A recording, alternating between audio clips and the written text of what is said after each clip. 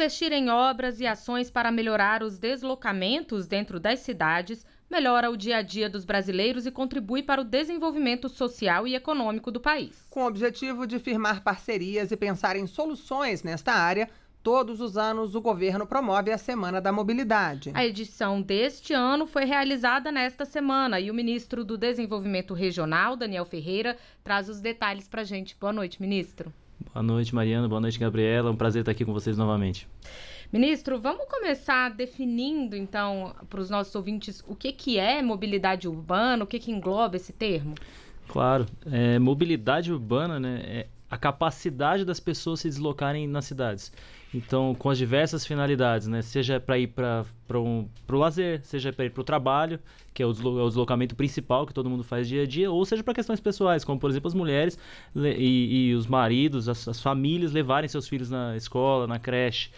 Então, eu costumo dizer que mobilidade urbana é muito mais que o deslocamento, né? É a humanização de relações familiares, porque são aqueles minutos que as pessoas acabam conseguindo economizar durante o dia, que elas gastam naquela função que a gente é insubstituível, que é de pais e mães, de orientar crianças para que no futuro elas tomem decisões mais corretas, né? Então, acho que isso faz muita diferença na vida das famílias. Ministro, por que a gente pode dizer que falar sobre mobilidade urbana é estratégico para o desenvolvimento do país e para a vida das pessoas de uma forma geral? Melhorar a mobilidade, ampliar, vamos dizer assim, né, a mobilidade urbana nas cidades, muda a dinâmica não só das famílias, mas muda dinâmicas econômicas, né? Então, se você tem serviços de entrega, escoamento de produtos, eles passam a ser mais eficientes.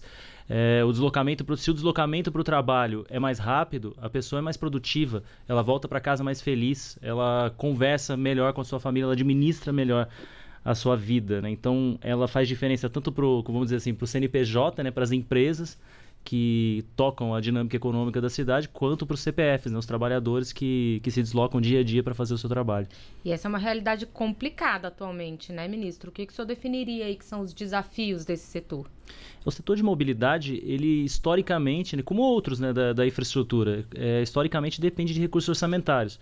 Então, seja de recursos dos municípios e dos estados, e para obras maiores, né, para investimentos maiores, de recursos do Orçamento Geral da União. E a gente sabe que a capacidade de investimento orçamentário, né, no Brasil é cíclica. Em alguns momentos da economia a gente tem mais espaço para isso, e em outros momentos, como agora, a gente tem menos espaço para investimento público. Então, o desafio é mudar a lógica.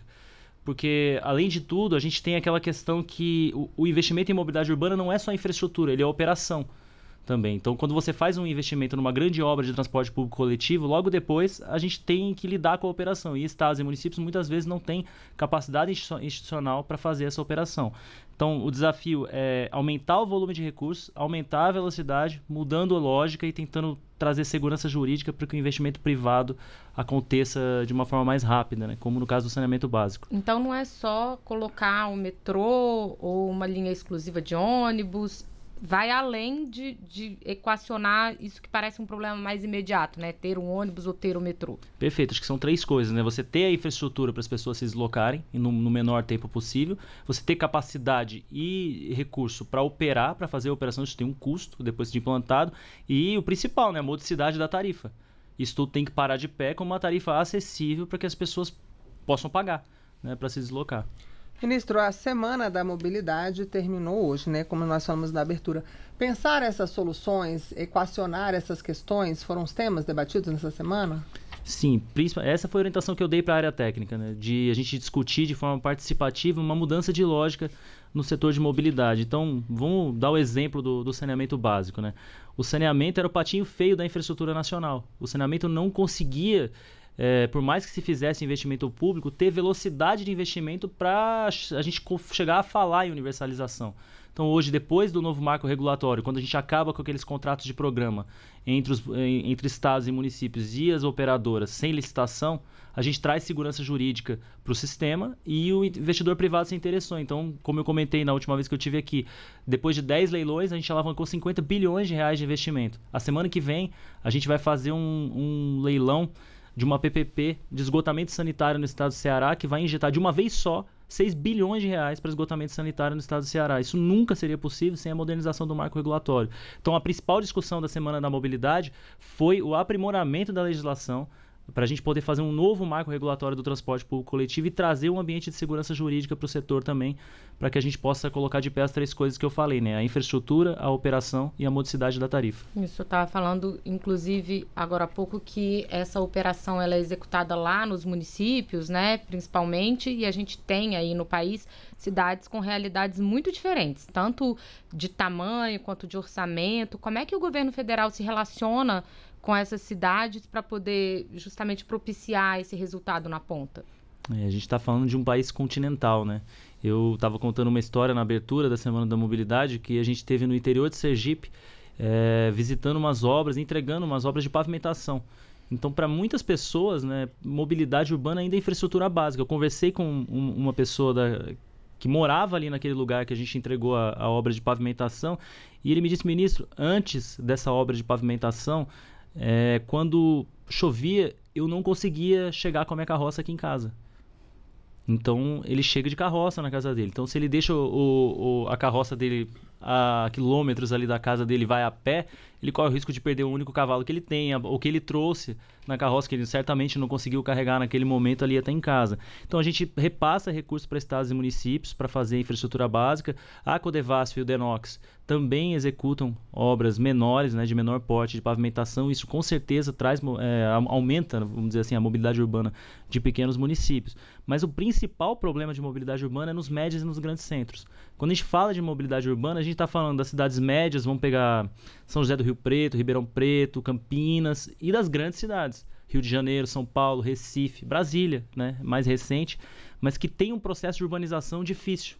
Você vê mesmo Brasília, que foi uma cidade planejada, não se planejou para a quantidade de pessoas que iam transitar aqui. Então, hoje a gente tem problema de mobilidade urbana em Brasília. Então, o grande desafio é colocar de pé soluções jurídicas para que a gente possa alavancar investimentos para essas médias e grandes cidades, que é onde realmente se concentra o problema da mobilidade urbana no país. Agora, ministro, para conseguir equalizar, né, um problema tão grande, o Ministério também atua em parceria com outras pastas e outros órgãos, né? Não tem como trabalhar sozinho. Perfeito. Não dá para falar de mobilidade urbana sem falar de trânsito, né? Por isso que a gente fez as 2 semanas em conjunto, o Ministério do Desenvolvimento Regional e o Ministério da Infraestrutura, e a gente assinou um acordo de cooperação para a gente estudar medidas em conjunto que melhorem tanto a mobilidade quanto o trânsito. São várias soluções que a gente pode tirar do papel. E a gente firmou, eu acho que isso é o principal, a gente firmou um protocolo de intenções com o BNDES para formar uma carteira de projetos, porque hoje isso não está organizado, como passou a estar o saneamento. Para montar uma carteira de projetos, para que a gente possa modelar concessões e PPPs para atrair investimento privado e tirar do papel grandes investimentos. A mobilidade urbana pressupõe grandes investimentos nos grandes centros urbanos. Então, esse acordo com o BNDES vai fazer esse banco de projetos e a gente vai já escolher alguns para estruturar, porque a gente agora tem o Fundo de Desenvolvimento da Infraestrutura Regional Sustentável com 800 milhões de reais em caixa para fazer a estruturação de projetos de concessões e PPPs. Então, a gente vai usar esse recurso para estruturar e para modelar aqueles projetos que o BNDES encarteirar, para que a gente possa levá-los a leilão e tentar alavancar recursos. Ministro, e o que está sendo feito no mundo, assim, em relação a esse tema? Assim, quais são as experiências que o Ministério está de olho em outros países que poderiam vir para o Brasil com sucesso? Bom, na Semana da Mobilidade a gente teve um dia todo de seminário internacional. Então, é principalmente para trocar experiência com grandes municípios, né? Você pega Londres e Paris, tiveram um processo de urbanização diferente das nossas cidades. Então, isso fica difícil comparar. Mas a gente tem grandes centros urbanos, São Paulo, por exemplo, com um processo de urbanização caótico, que vão precisar de soluções criativas, não só de recurso, né? Então, a gente está tentando entender como, né, grandes cidades no Brasil conseguiram estruturar o seu transporte coletivo urbano com investimento público, né, porque a maioria tem operação pública, e como que eles conseguiram conciliar isso com a infraestrutura de trânsito. Eu imagino, assim, que nem tudo que funciona lá em Xangai, por exemplo, funcionaria aqui em São Paulo, simplesmente porque são 2 cidades grandes, né? Imagino que existem peculiaridades, assim. Mas existe alguma coisa que une a experiência bem-sucedida de mobilidade urbana nas cidades? Assim, que se olhe e diga, isso aqui dá certo sempre que é aplicado? Tem alguma coisa Eu acho que sentido? principalmente agora, né, você pega cidades maiores que tiveram uma urbanização difícil, principalmente investimento em transporte não motorizado. Isso é mais fácil de você tirar, porque assim, você resolveu o problema da mobilidade urbana de São Paulo hoje, pressupõe você fazer obra enterrada ou aérea. Você não tem mais a possibilidade de adotar outra solução lá. Você não dá para você parar a Avenida Paulista, então, a não ser em finais de semana. Então, acho que investir em soluções não motorizadas dá muito certo. Então, você pega Amsterdã, Paris e Londres, as pessoas andam tranquilamente de bicicleta pelas ruas, né? Mas tem infraestrutura para isso. A gente tem que apoiar esse tipo de investimento. Agora, ministro, a gente falando em mobilidade urbana, isso também permeia a realidade da pessoa, né, que está ali sendo afetada por essa questão. As pessoas, os cidadãos também podem ser agentes de mudança nessa questão? Também cabe a eles? Sim, a sociedade civil está representada, né, o setor está representado ali na Semana da Mobilidade, e o principal objetivo é esse. A gente está discutindo um projeto de lei. Então, quanto tempo, né, se vocês lembrarem, o marco regulatório do saneamento ele chegou a ser devolvido para o Executivo uma vez, em formato de medida provisória, depois enviado novamente em forma de projeto de lei, e aí depois de um amplo processo de discussão a gente conseguiu aprovar. Então, assim, o Parlamento tem representação dos diversos interesses de setores econômicos distintos. Então, quanto mais pessoas participarem, quanto mais a sociedade se envolver na elaboração, acho que mais fácil vai ser a discussão no Congresso Nacional quando isso for para lá. Porque, no fim, são as pessoas mesmo que usam, né, os diferentes meios de transporte, né, ministro? Exatamente. A grande massa da população brasileira depende de transporte coletivo urbano para se deslocar de casa para o trabalho, do trabalho para casa todos os dias, né? Então, a gente precisa da participação de todos. Ministro, e o senhor mencionou saneamento, a gente está falando de mobilidade urbana, o que o senhor elencaria aí que são os principais desafios da sua pasta, né, de desenvolvimento regional? Desenvolvimento regional é um negócio incrível, né? Eu acho que, mesmo trabalhando ali a vida toda, eu não tinha noção do que era desenvolvimento regional antes de ter a oportunidade de ser ministro de Estado.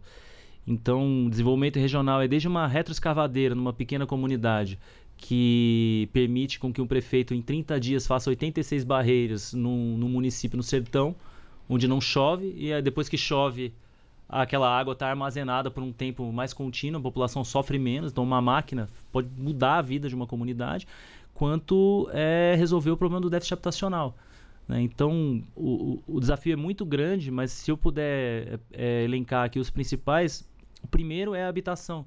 Nenhuma política pública se faz sem casa. Casa é a política número 1 do Ministério do Desenvolvimento Regional. Então não adianta você ter esgoto, não você ter água se você não tiver aonde ligar para as pessoas usarem. Não adianta você ter iluminação se as pessoas não tiverem onde morar. Então a gente entregou mais de 1.300.000 casas desde 2019. A gente propiciou as melhores condições da história para acessar o crédito. Então as pessoas de renda mais baixa estão conseguindo acessar o crédito, às vezes com entrada zerada. E a gente colocou um programa de parceria com estados e municípios para fomentar isso de pé. Então, a habitação acho que é o desafio principal. Além da habitação e da mobilidade urbana, que eu já falei aqui bastante com vocês, o saneamento básico, né? Agora a gente está com uma meta de universalizar o saneamento até 2033. Então, a gente está trabalhando junto com o BNDES, junto com o PPI, para estruturar o máximo de projetos possível e tirar regionalizações do papel. Acho que chega um momento da gente conversar com atores políticos, né? Porque tem regionalizações prontas que não saem do papel por falta de aprovação de assembleias legislativas. Então a gente está tentando ajudar nesse processo de convencimento, né, dos poderes legislativos locais para que isso saia do papel, a universalização seja possível. E acho que não dá para falar em desenvolvimento regional sem falar de água, né? Então tocar para frente o nosso projeto de interiorizar a água do São Francisco no sertão.